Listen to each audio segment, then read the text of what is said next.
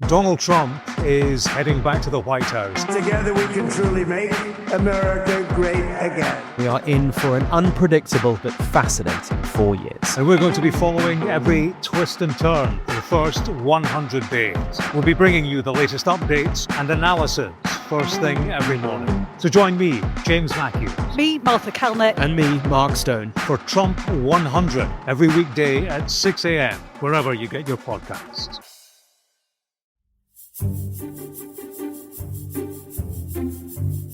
Hello, good morning, and welcome to the Early Morning Podcast from Politico and Sky News that gives you everything you need to know about the day ahead in British politics in under 20 minutes, where, frankly, we wake up disappointed this morning because, and it really is quite hard to believe this, neither of the hosts of this podcast have been appointed trade envoys by the Prime Minister.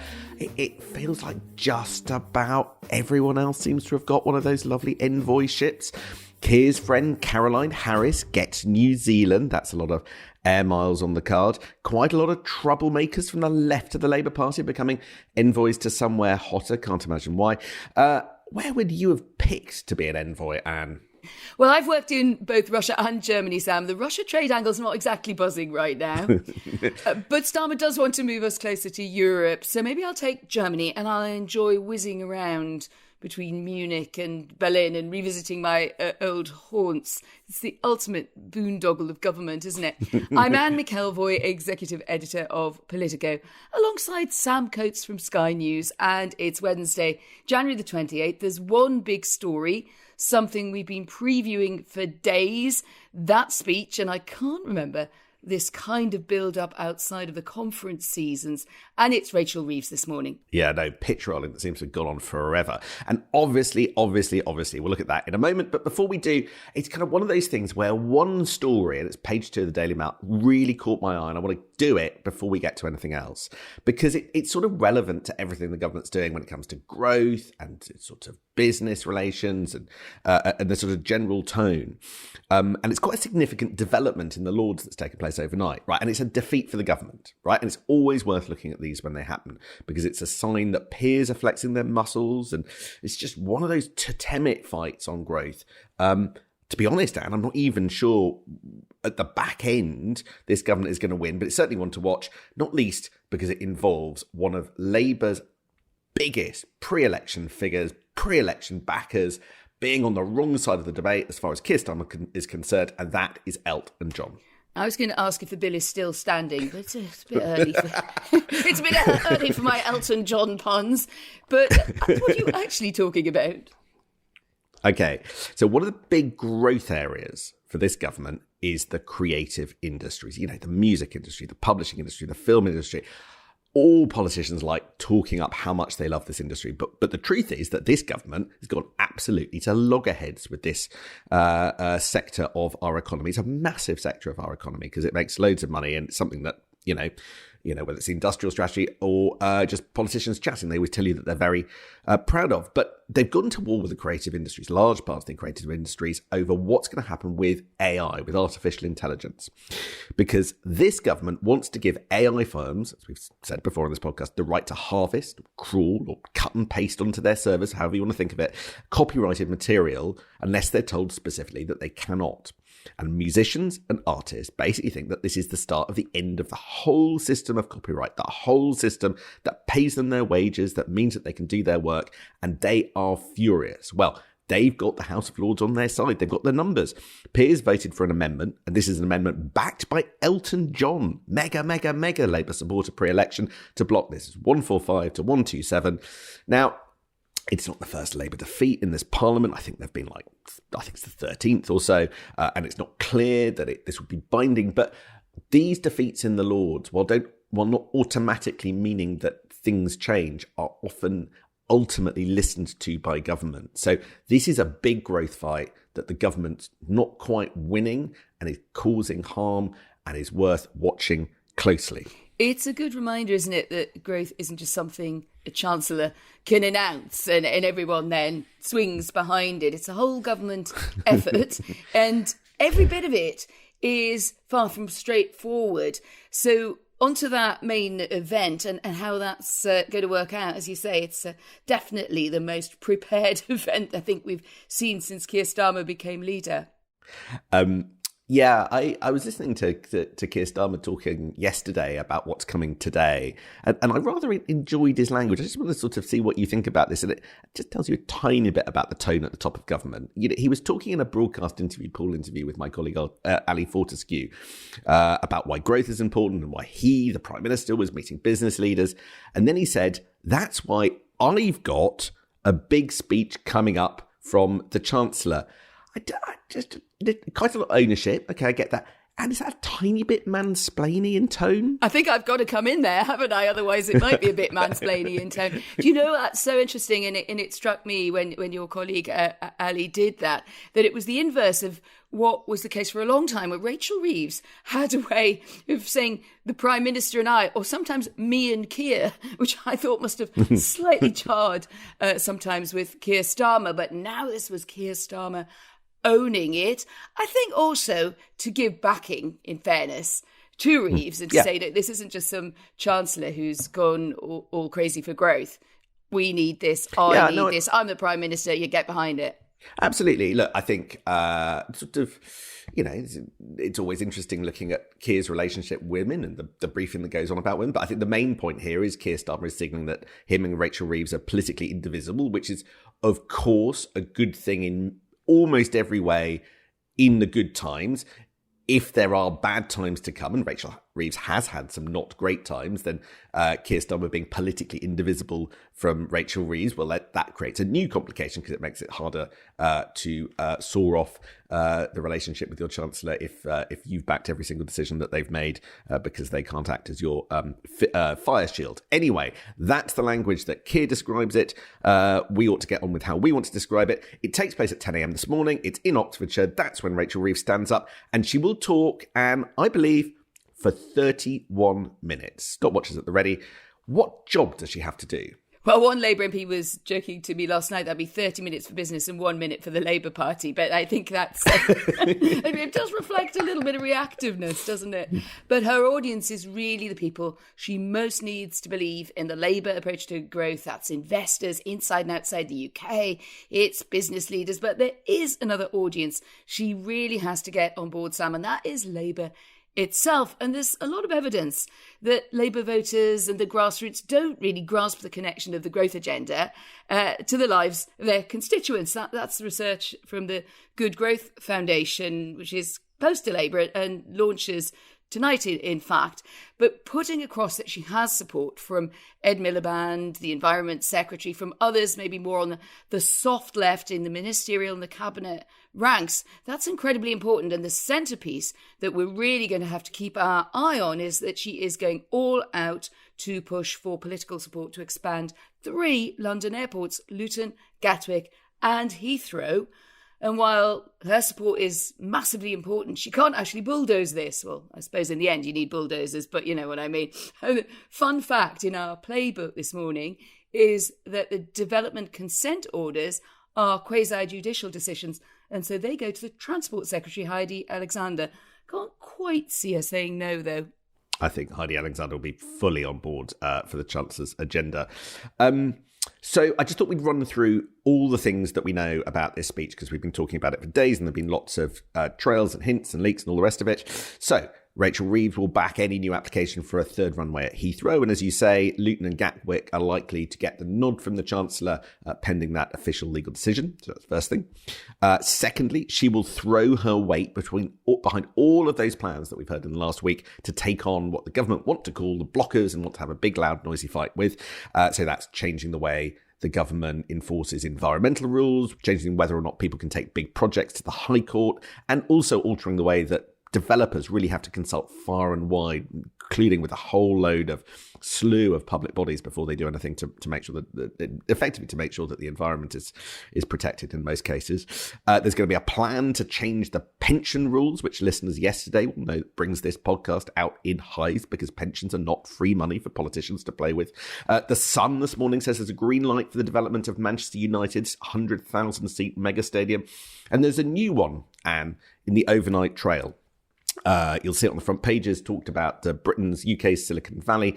And this is another will they, won't they, on, off thing in British politics, which is she is breathing fresh life and reviving the corpse of the Oxford to Cambridge growth corridor, which has been around for as long as I can remember. But now it's a new big thing back again.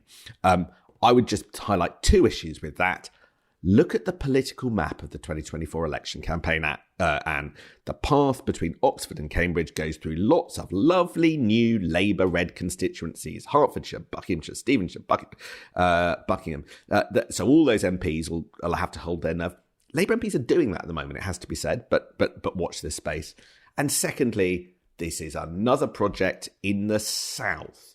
Now, really, what Labour did at the election was to rebuild the Red Wall. Right? Lots and lots of the bulk of that, large numbers of that, 161 majority that Labour has, was off the back of advances in the Midlands and the North. And so much of the biggest picture items in today's speech are about boosting the South. And there have been two theories of growth, regional distribution of growth over the last 30 years. One says create massive clusters around London. And the other is we need to level up, with Labour actually in the end always focusing on the southeast one, and Boris Johnson being the face of spreading it out across the country. So interesting to see how non-southeast MPs for the Labour Party take to this, because rather than worrying today about bulldozers, I think there might be more complaints from not just MPs, but also from mayors about whether or not this is a too London and the southeast centric plan. I think that will be what will happen, because I come from the northeast. I've spoken to a lot of northeast MPs along the road to the election and beyond about this. And I think there was an expectation which was created, and Angela Rayner, among others, gave speeches about it, which talked about spreading growth out and spreading out those nodes of growth across the country. You would hear it a bit in sort of Labour think tanky world. Let's model it a bit more on Germany. Let's not have everything agglomerated in and around one part of the country, and we can spread this out and we can have lots more growth and industrial centres coming back to life. As it happens, in the end, it looks like Rachel Reeves has accepted an analysis that Michael Gove was very prominent in pushing under the Tories, which is that basically you go where your two best known universities are, you push those connections, and then a lot else follows, as well as the broader growth strategy for the southeast. That makes the whole country richer. But it's a little uncomfortable, isn't it? If you've got a lot of Red Wall seats, as you say, you've got them back. You've got mayors in the north, and also, frankly, just a feeling that Labour should lean a bit more towards the north than the Tories. So I wonder how that will go down in practice. So one thing to balance this out, but I don't think it does entirely, is I think there might be something on free ports, more free ports. This is an announcement. This is a weird one, This is an announcement that Number 10 nearly made, or sort of started to make, when Keir Starmer was visiting Samoa. But for some reason, Number 10 on that trip seemed quite distracted and got their sort of knickers in a twist, and it was all a muddle. And in the end, Number 10 it's a withdrew technical the term there, announcement. Sam. And I think that I do think that announcement might be back today, but I don't know. And it's always slightly dangerous predicting what's in a speech when you haven't had it officially confirmed 3 hours before it happens. But there's one other thing that I'm going to listen for when Rachel Reeves stands up, and that is whether or not, and I think she will, talk about how she talks about the EU. Right? There could be something, I'm told, in this space about trade and even maybe visas and the need to attract talent. And one of the things that looks like it's emerging as a very interesting fault line in this government is stuff to do with the EU. Now, at the moment, it feels like this government is set on quite a modest path when it comes to improving EU relations, because it's unwilling to budge on issues like migration, visas and youth mobility schemes, all of those things that I think brings Morgan McSweeney, Keir Starmer's chief of staff, out in hives, because he worries about the sort of electoral impact of anything that could be perceived as unlocking Brexit. But in a sort of, it seems to me from talking to people that Rachel Reeves just feels like her job is sort of has to get growth. And if that means leaning closer to the EU, then so be it. And it's just going to be interesting to watch how different cabinet ministers and different people around Keir Starmer lean different ways, slightly different ways in this EU debate.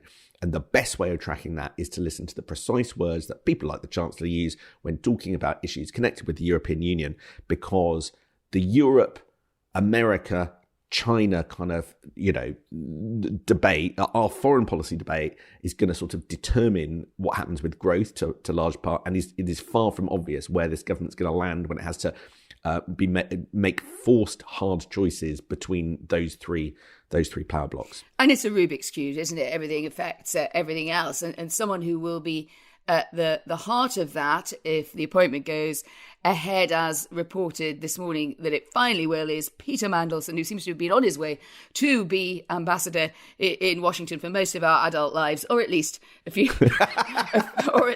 weeks of speculation. I've got a little factoid for you, actually, Sam, that I have heard on very good authority that Keir Starmer would have appointed David Miliband if it had been Kamala Harris. Now, okay, it's Donald Trump. It's a different world in that regard, but it does show that there's something very specific that Starmer, as Prime Minister, wanted by appointing Peter Mandelson. It was somewhat ironic that there was then a bit of noises off about whether Donald Trump will still approve him, because he's really there specifically to appeal more to the Trump world and to make those connections. But we're reporting, Playboy, this morning that it is coming a step closer. That the administration, as far as we hear, is not looking to block the great Labour grandee, and he could start packing that Vuitton luggage. If he has it, he's got to have it, hasn't he? I think he's on his way. And by the way, so does my Sky colleague Mark Stone, who thinks he could turn up next week. I've got my own factoid for you, which is, so confident is everybody that Peter Mandelson is heading to the US that he's had his leaving due. He's had his work leaving due. That would nail it, wouldn't it? And that was on, what day is it today? It's Wednesday. That was on Monday night. So on Monday night, he had his work leaving due, which I think is why the photographs of Peter Mandelson going into the Foreign Office yesterday morning perhaps didn't show him at sort of peak precision and perfection, which you wouldn't after your own leaving due the night before. So I think we all know which way this is going. The worries were genuine. The worries inside the Foreign Office, parts of the Foreign Office, about Peter Mandelson being dead on arrival, as unlikely as that felt, seemed to me, from my reporting, to be genuine, but it looks as if they've got there. And now he'll turn up, and his job really is to charm Trumpland. That's the quality that he's got. He's got connections. Scott Bessent, the Treasury Secretary, is somebody that Peter Mandelson goes on holiday with. He knows Peter Thiel, who's part of the kind of tech bro world, which is orbits around Donald Trump. So he's got connections, but more than anything else, it's his personality, I think, that has been picked. I think the issue of China will dog him, but it hasn't ultimately proved fatal, it seems. And so he is heading to the ambassador's residence in Washington. I wonder then, well, charm goes a long way, but does it get you around the Chagos Islands and that issue? Because it does appear that Marco Rubio, the new Secretary of State, challenged David Lammy, Foreign Secretary, over this in a phone call. It wasn't in the official reader, but it has been reported actually by our American colleagues directly from Rubio that he thinks the Chagos deal, as agreed or at least proposed for ratification there by the British government, poses a serious threat to American national security interests. That's pretty strong language there, and there is some talk, Sam, of an attempt to square that circle here soon in London. So let's see where that goes. There was chatter, I'm told, on right-wing social media circles, which are circles that I'm not quite as embedded in as I ought to be, so I'm relying on other people's reporting. But there is talk that something's coming soon on the Chagos Islands. Remember, the Chagos deal was negotiated by Jonathan Powell, who went on to be Keir Starmer's chief of staff, and a key part of that deal, I think, was down to the Attorney General, who is a low-profile but massive figure in this government, who likes international law to be upheld which is quite a big dynamic I think we'll be coming back to in the weeks and months to come, because who your Attorney General is, how they advise cabinet ministers, and just whether they, where they come down on things like enforcing the letter of international law, have a huge footprint on how any government works. That's the alarm, and that means that we are out of time. Cheers.